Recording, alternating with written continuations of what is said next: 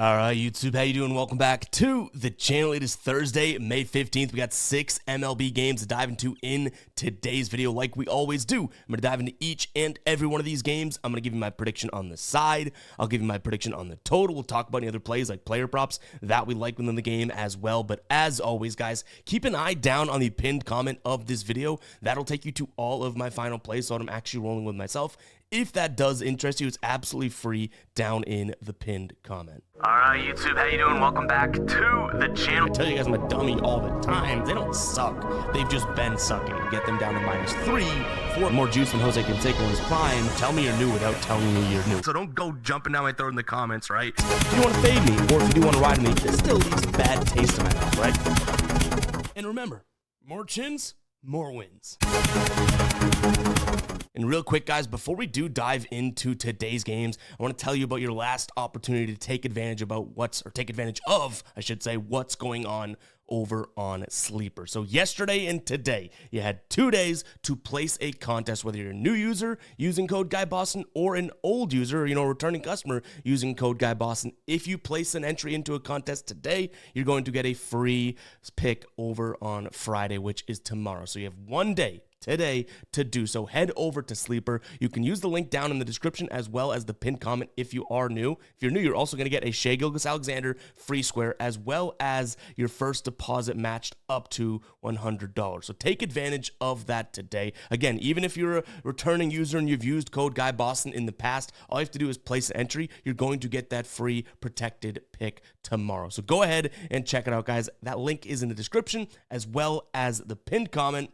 Let's get back to the video. In terms of how we did yesterday, a lot of action, and we come out on top there. We're gonna have to go through all of these, but the biggest swing of the night was that Diamondbacks game that we really went into. Got them on the money line for plus money, got their team total over, and faded the pitcher they were going up against, Jordan Hicks. I think he allowed 7 hits, so that was very nice to cash there. Through the rest of them, yeah, we kind of had a 4, 3, and 1 night, but again, we really were invested in that Diamondbacks game, and I'm damn glad that we are. The Yankees pulled it out, and then another sweat that we had, I guess the 2 late ones, was Rockies team total. They finished with 3, we had under 3.5, and then Astros team total. In the 8th inning, they scored like 2 or 3 runs, so we'll take it. Let's take another damn cha-ching and, get out of there with the bag on our shoulder. But let's dive into today's slate. Guys, hit that like button, hit that subscribe button. Let me know in the comments. Are you guys having a ball like I am betting the MLB this year? Like, this has been super, super fun to start the season, and I'm very excited because we've been rolling with, we started the season with quarter unit plays, and we really were disciplined, right? Then now we've been in the groove of half unit plays. I'm thinking, come next week, we're going to start rolling out full unit plays. And honestly, this is kind of the first year that we've ever really totally applied that sort of discipline or I guess tempering what we want to do. Because obviously we want to start the season just blowing units, right? Throwing them out there. But that doesn't always work out, especially if we start the season cold. Luckily, we've started the season and doing really, really well. And we've, had a couple processes and found some strategies that we've been utilizing, like first 5, like under and hitters, right? I think we're ready to move it up to, 1 unit plays. So stay tuned for that. But yeah, let's go ahead and dive into today's slate. I do want to know if you guys have been liking the MLB season so far. So let me know down in the comments. But let's dive into it. We got Atlanta taking on Washington. So Atlanta, surprisingly, or I shouldn't even say Atlanta, this series has been somewhat competitive, surprising. I know Atlanta wins game number 2 by a few runs, but both the other games have been decided by 1 run. Today we have Trevor Williams on the bump going up against A.J. Smith-Shire. Both these guys have some really good numbers against the opposing team. Now, Smith-Shire only has a handful of plate appearances, but Trevor Williams, a guy that I'm not exactly all that, enthralled with. He has some really bad numbers this year. In 126 plate appearances against this current Braves roster, meaning the guys that make up that team, he's got a 257 batting average against, an expected WOBA here of 316, an actual WOBA of 302, so not all that bad. I don't expect Williams to go out there and absolutely get shelled. Do I think that, there's enough for me to get to Washington? Not so much, but I also don't think that, this Braves team deserves to be the -202 favorite. So, yeah, Sound the cycle alert alarm. I don't know if I get there myself, like I mentioned, but I don't mind Washington. If anything, I started to consider the idea of Washington first 5 because maybe there is a little bit closing of the gap there between these two starters with Smith Scheuer and Trevor Williams, right? But the bullpens, you can't even argue which bullpen has the advantage. So maybe first 5 would be a look here.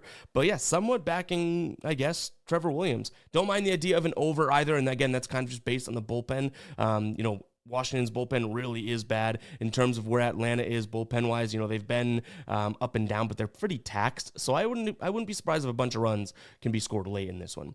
I do have a player prop that I'm liking already, and let's go ahead and actually jump into Outlier because I could show you better than I can tell you. If you guys want access to Outlier, link down in the description. You get 7 days free, an amazing tool. After that, it's just $19.99 per month for everything that you're going to see me do here, which means you hit a couple plays here. This thing's paying for itself, right?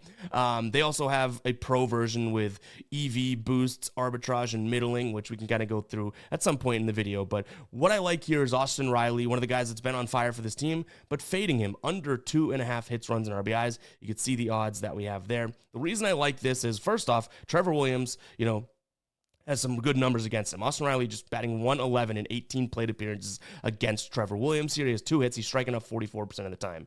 You look at him against right-handed pitchers, He's struggled in relation to going up against lefties, okay? I don't want to sit here and say 287 with a 119 WOBA is bad, but it actually is less than what he's doing against lefties, so we can kind of take that, as a positive right now. Where it really gets interesting is, and this is why I love Outlier, guys, this tool, one page, we have all the information we need to roll with this, right? So what I'm looking at here is the fact that Trevor Williams against righties this year, right? 205 batting average against, no home run per 9. WOBA goes from 357 to 225, and the best thing here, okay, Austin Riley, right? Slider, fastball, the 2 pitches that we're going to have to worry about. 40% of the pitches are sliders, and then 36% being fastballs. Both of these, his WOBA drops. The slider he actually hasn't been striking out against, but we know that he strikes out a decent amount against Williams. So 2.5, can Austin Riley crush this? Yes, the dude is an absolute menace, an absolute beast, but I like the idea here of what we're seeing from a pitch mix perspective and Trevor Williams against righties. So unfortunately, we have to deal with the bullpen as well, so that could kind of trip us up. But as of right now, I like the idea of Austin Riley under 2.5 hits, runs, and RBIs. I like the idea of the over, and then I'm honestly thinking that the Braves are a little overpriced here. Washington on the money line for the first 5. Baltimore taking on Minnesota. Looks like we have some wind blowing out here as Sugano takes on Paddock. Sugano really hasn't been a guy that I feel like we've backed much this season, but he's looked a hell of a lot better in his last few starts. One against the Yankees, and then, okay, he shut out the Yankees through 5 innings. Then against Kansas City, you can say what you want. Maybe the Royals are looking a bit better, but still. And then he went up against the Angels and pitched into the 8th inning, 5 Ks, no walks, 1 earned run, 3 hits. So Sugano may be starting to look pretty good. Paddock, on the other hand, has been up and down, but really not the most inconsistent pitcher out there. He's been okay, but he struggled on the road. The thing that I would look at here is the fact that Paddock is a righty, and we know Baltimore hits righties better. And given the fact that Baltimore has seen, 2 righties so far in this series, and they really haven't they haven't won a game yet. I'm going to take a peek at Baltimore in this spot. You guys know I implement a lot of the times the no sweep idea, and the fact that, Minnesota, who I don't think is all that great, they've only, 2 games over 500, something like that. The fact that they've won the first 2 games here in Baltimore, and they're heading into this one for a potential sweep, I like the idea of Baltimore being able to kind of hang and potentially take the lead, mid-game and hold on to it. So Baltimore money line for me here. There is some weather. Looks like it's going to be nice and hot in Baltimore. Slight chance of precipitation, but 5-mile-an-hour winds blowing out. With Paddock and Sugano on the mound, though those guys are both pretty good pitchers, I do think that, this is a spot in which Baltimore can put up a decent number. So from a total perspective, I might like just Baltimore team total over. The reason being is that Paddock struggles to keep the ball on the ground, and Baltimore hits the ball in the air a decent amount. I don't go full game over simply for the reason of Minnesota. Well, one, Sugano forces a lot of ground balls, and Minnesota is a big ground ball hitting team, so makes me a little worried. You can obviously score hitting ground balls, so it's not like anything on the ground doesn't equate to runs, but to me, with wind blowing out, nice humid temperature, ballpark, and a nice weather, I like the idea of Baltimore being able to put a couple big innings together there, so I like their team total over. And then no player props as of right now in this one. All right, Cincinnati taking on the White Sox. So was it game one or game two of this series? I think it was game one. We ended up, messing up and taking Cincinnati in the first five. And I thought about it yesterday, but didn't really have the conviction to do it. And I'm glad we didn't. This was a 4-2 game. Cincinnati didn't score until the seventh and then eighth inning. White Sox have won both of these games so far. They only have, 13 or 14 wins on the season? I expect there to be a bounce back, just like we talked about with Baltimore. Cincinnati's at home. I would really be shocked if the White Sox are able to sweep them. So I think Cincinnati's going to be the play here. I probably look at them in the first five. Do I really want to put a lot of faith into Nick Martinez?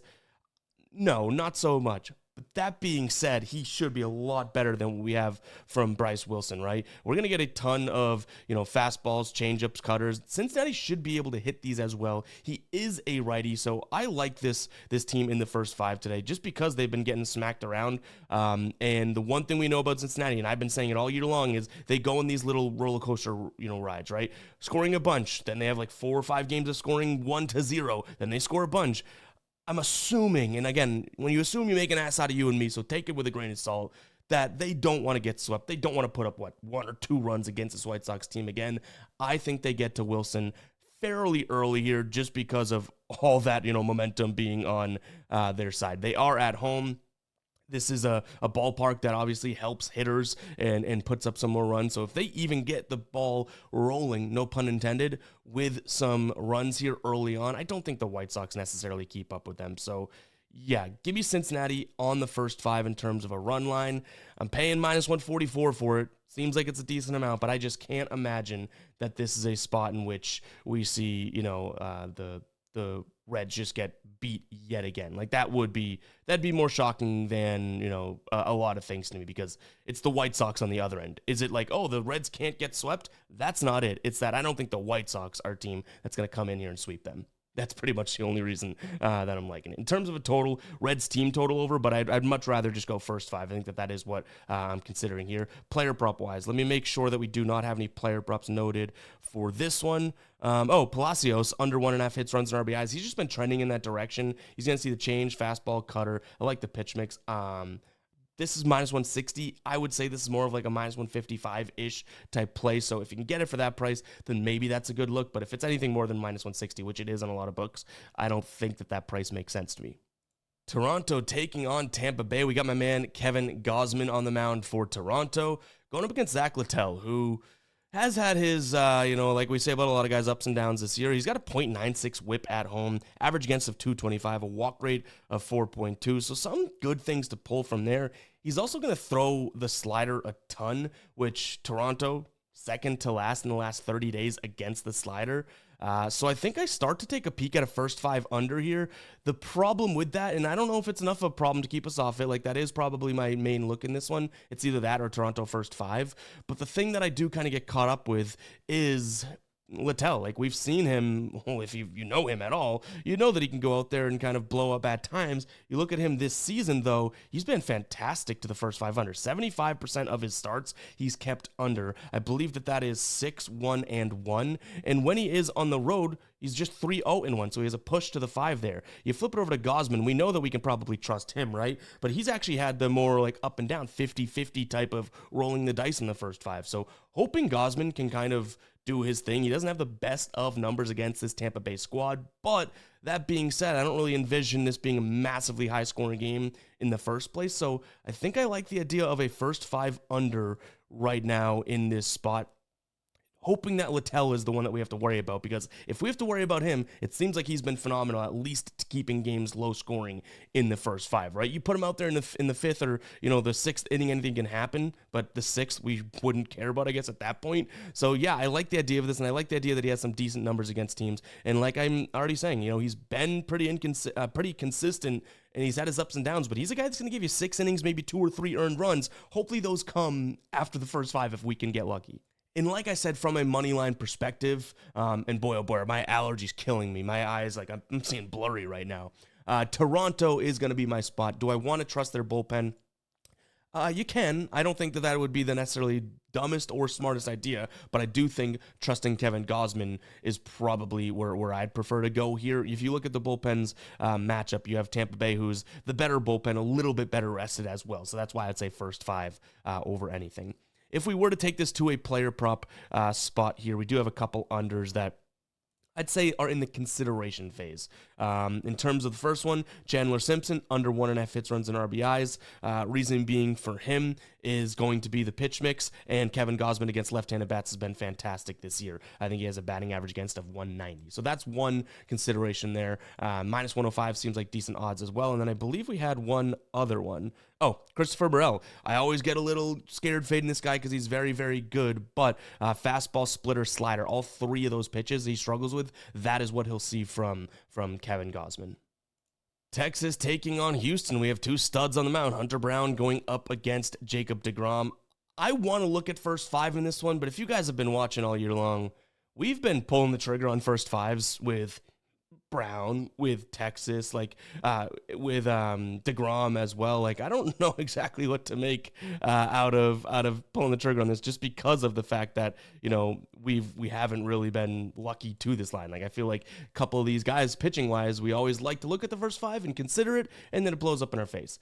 It might be something that we do ultimately end up considering today, just because you have to trust Brown, you have to trust deGrom, in terms of how good they are. Now, deGrom, I would say, has looked good, right? He has a couple spots where he gets a little dicey, like, allowing was his couple starts to go, a few guys on base, has to get out of a jam. Hunter Brown is on fire. 3 of his last 5 starts, he's had 9+ strikeouts and 0 earned runs in those, and he's pitching into like the 7th inning or so. We just want 5 strong ones out of either one of these guys. So yeah, under 4 for the first 5. We do have some push potential, but I think that is what I ultimately end up on. And given the fact that we have some plus money for Houston, I think that's going to be the direction that I roll in from a side perspective. It isn't one that I'm really racing to the counter to get down, but this is a better bullpen. Hunter Brown has been really good this year, and I don't think it's really, crazy to say that Houston's a way better offense, right? This Texas offense has had its struggles for sure. Now,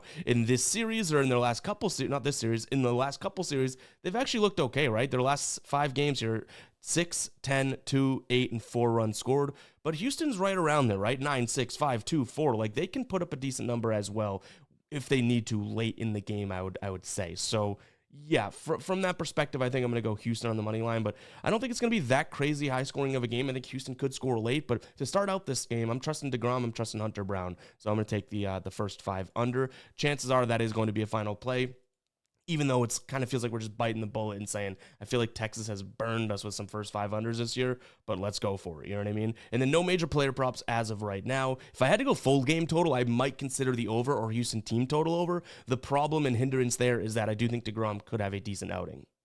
Dodgers taking on the Athletics. I think we're still waiting for a confirmed pitcher for the Athletics, but looks like we might be getting Osvaldo Bido. He's going up against Matt Sauer, who, I don't really think that this is anything great looking. I mean, what is he going to go out there and give us, 2 innings pitch perhaps? He's had a couple starts where he actually pitches, and then a couple starts where he just opens up. So not exactly sure what we'll be getting out of this one. I will say that this is a Dodgers team that is the better team, and we've even kind of seen, we haven't really seen that, I guess, because game 1, what was it, 12-1, something like that, where the A's crushed them, but then we saw them bounce back yesterday, right, in a 9-3 game. So I would say that this is a high-scoring game because of the pitching there, and then the Dodgers also putting up a decent number. So maybe Dodgers run line first 5, something like that. But again, if Sauer's going and we have to go to the bullpen for the Dodgers, a lot of those guys are healthy and rested, so I'm not all that concerned with it. But Osvaldo Bido, I would say, has the upper hand just in general because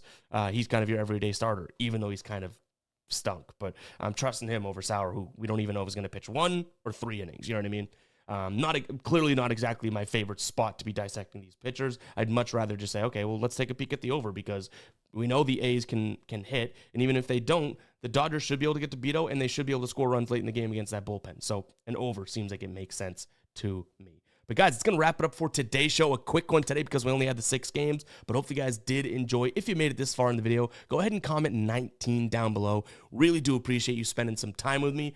Everyone, best of luck today, and we'll catch you guys in the next one, right? Peace out.